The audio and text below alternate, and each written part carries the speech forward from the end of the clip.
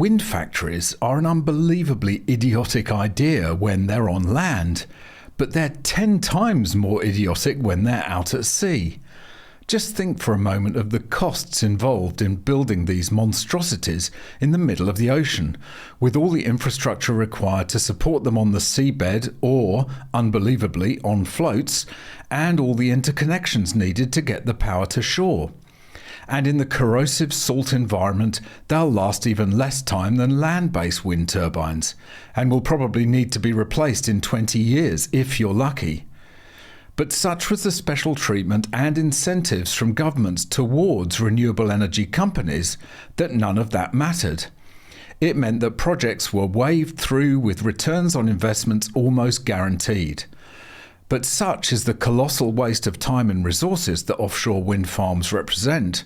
All of those sweeteners and incentives were still not enough to make these projects commercially viable.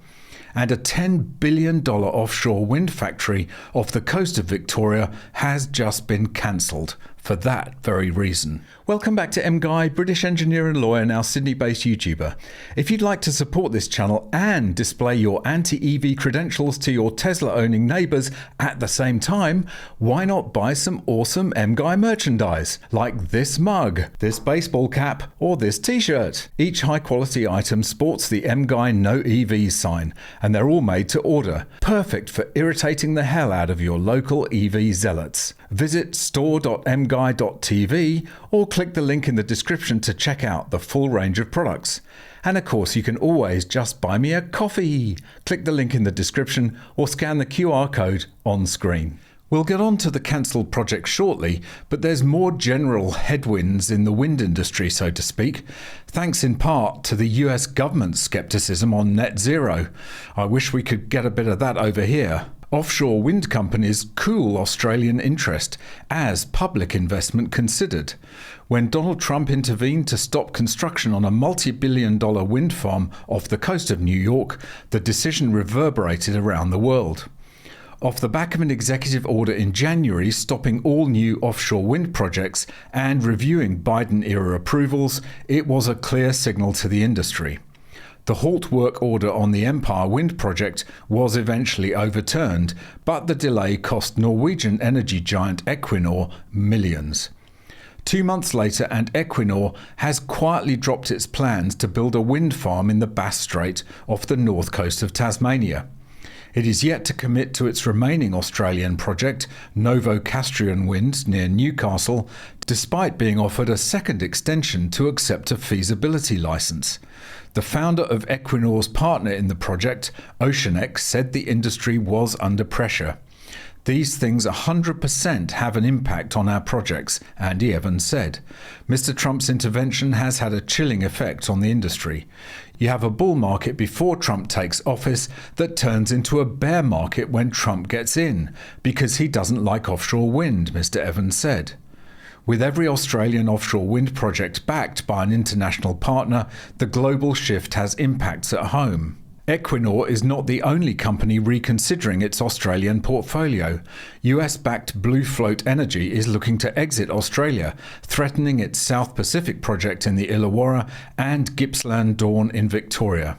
And just a day later, that very Gibsland Dawn project is the latest casualty of the sea change in the offshore wind industry. Blue Float Energy abandons $10 billion Gibsland Dawn offshore wind proposal. The developer of a proposed $10 billion Victorian offshore wind farm has abandoned the project, prompting fears Australia may not reach its renewable energy targets. Gippsland Dawn was to be a 2-gigawatt offshore wind farm built between Paradise Beach and Ocean Grange on the Gippsland coast. The proposal received major project status from the federal government in November and promised to deliver power to more than 1 million homes. But the company behind the project, Blue Float Energy, withdrew from offshore wind internationally after major shareholder Quantum Capital said it was no longer commercially viable to invest in the sector. The decision also impacts a planned offshore wind farm in the Illawarra region. The exit comes at a time of volatility in the energy market. The Victorian government will hold an auction in September to determine which renewable energy projects get built first. Bruce Mountain, director of Victoria University's Victoria Energy Policy Centre, said the fact an operator was pulling out without trying to sell their assets was a sign that things were off track.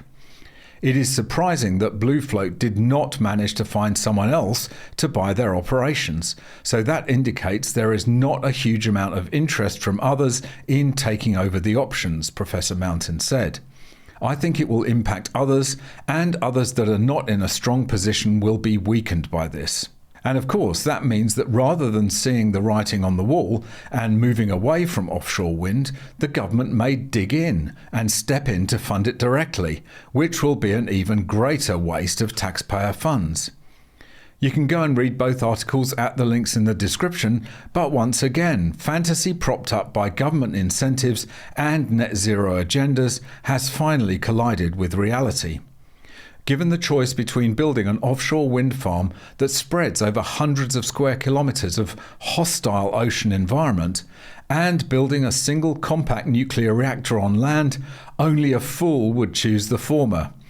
But that's exactly what our insane governments in Australia have done and are still doing, wasting God knows how many billions of taxpayers' money on this intermittent wind nonsense rather than investing that money wisely in dependable, reliable baseload generation.